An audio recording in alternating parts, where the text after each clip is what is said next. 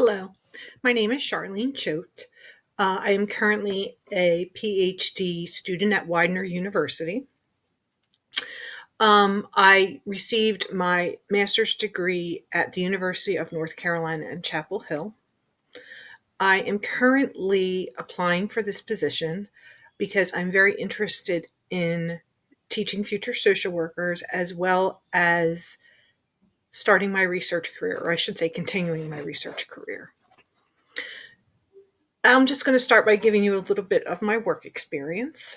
I started out as an undergraduate major in psychology, and the program I attended was very research focused. In order to graduate, we had to complete a project, and I studied young elementary school students, and we presented at the Sci-Chi conference in Boston. We presented our results.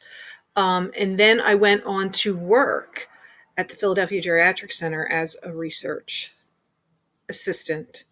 When I moved to North Carolina, I also worked as a research coordinator. Um, I conducted IRBs, we enrolled subjects, I did questionnaires, I did qualitative research with families, ran support focus groups, things of that nature. At that time, I completed my MSW and moved into a role where I was working with older adults in the community.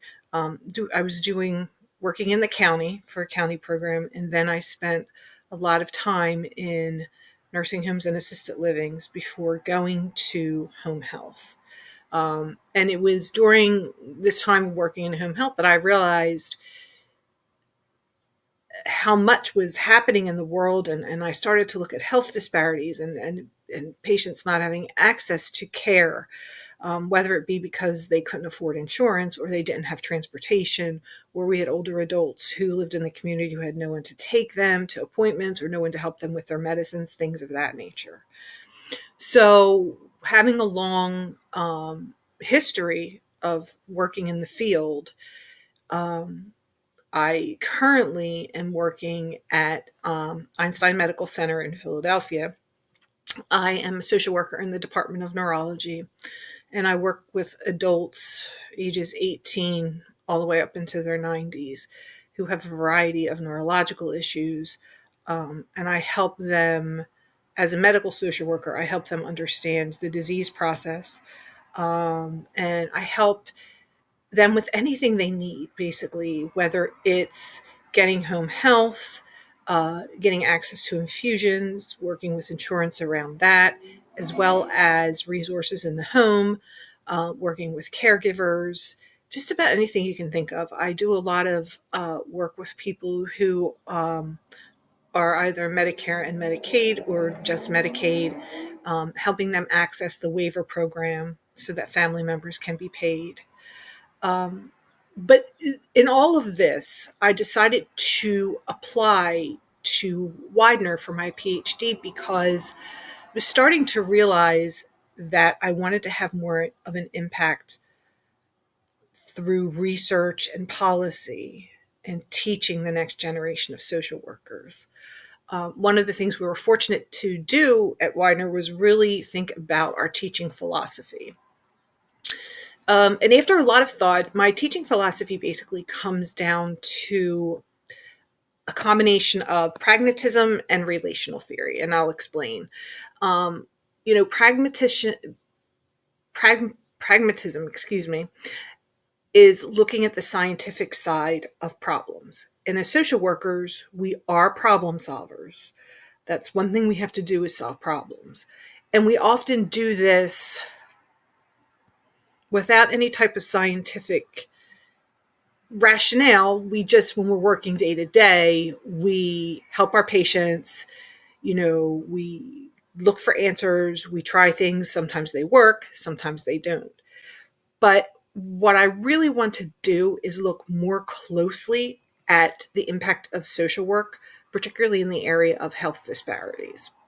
So what I want to do is, with the scientific side, is I want to use my research and I want to teach students how to be more thoughtful about what we do as far as interventions and policy changes. Basically, we need data to not only support our worth as social workers, but also to show the value of our programs, the value of policy, the value of our interactions with our clients or patients. So that's one part of my teaching philosophy, is the kind of scientific side of it. The other side of it is based out of relational theory, which relational theory is basically focused on relationships. This is the student-teacher relationship. It could be student to student, student social worker to a client or a patient. Because we know as social workers that we use the relationship as a tool for change. And this is very, very important. So what I think is important is to teach students. We have a very factual, quantitative side of social work, but we also have the relational side of social work, the fact that we are dealing with people, the fact that we deal a lot with emotions and being where the client is and helping the client get to where they need to be in order to become empowered, in order to change, in order to get access to services, whatever it is that we're working on with the client. And this, so we know that relationship building is essential to social work. And we also know that measuring our outcomes is essential to social work to be more scientific and to prove our worth, so to speak. So that ties in with my research goals. My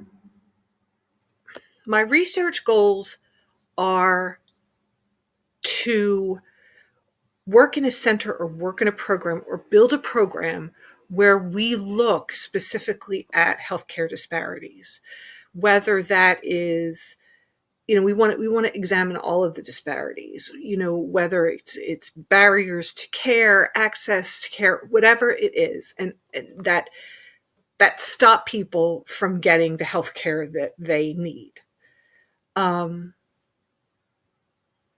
So basically what I would like to do is to do research, to do qualitative research that informs quantitative research.